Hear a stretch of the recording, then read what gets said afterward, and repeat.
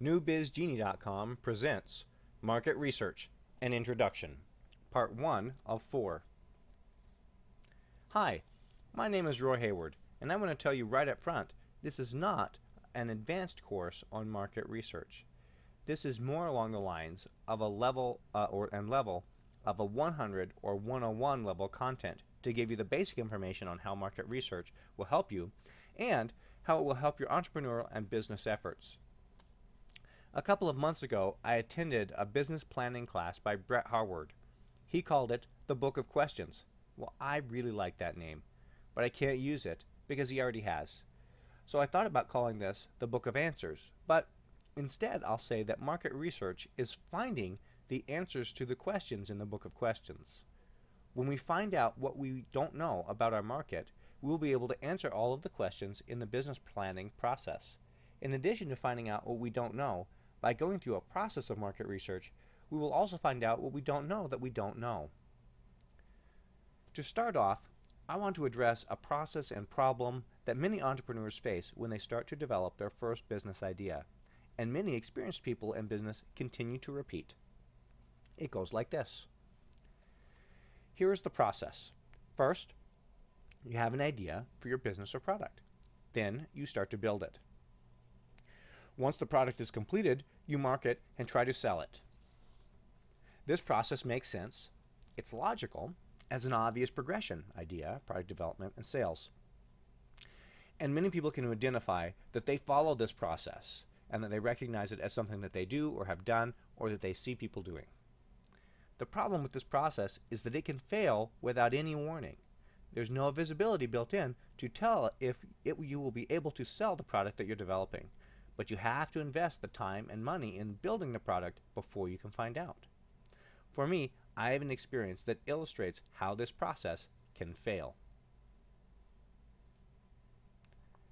I saw other people blogging and making money. They wrote stuff, ran ads, and it looked like they were being successful. So I ran out and got a domain name and started writing on a topic that I was an authority on: B2B integrations of e-commerce systems. After a few months, I had made zero money. I started to wonder what I was doing wrong, so I taught myself how to make my site more attractive. I optimized it for search engines and readers, and I got to where my blog was in the top 5 results on Google searches for my keywords.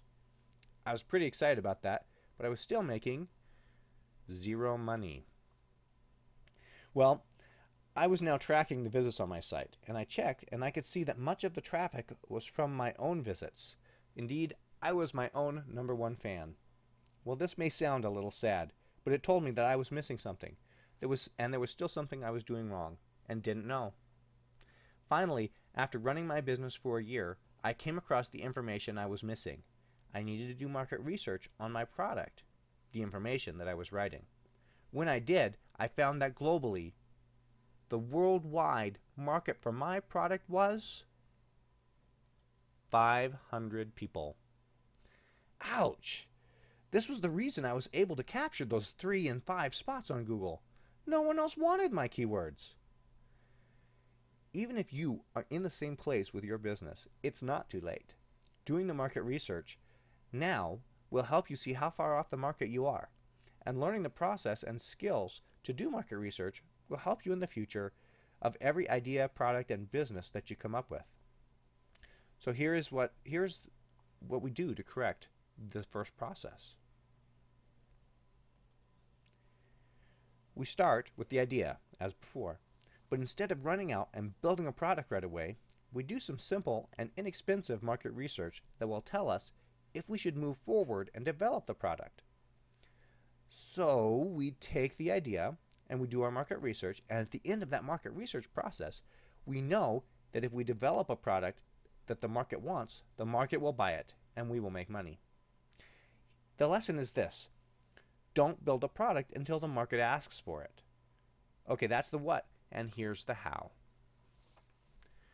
A little bit before that, research scares some people. We may not believe that we know where to get the information, or we may have a fear of getting a bad grade on our research paper left over from an experience back in school. We're not writing a paper, though.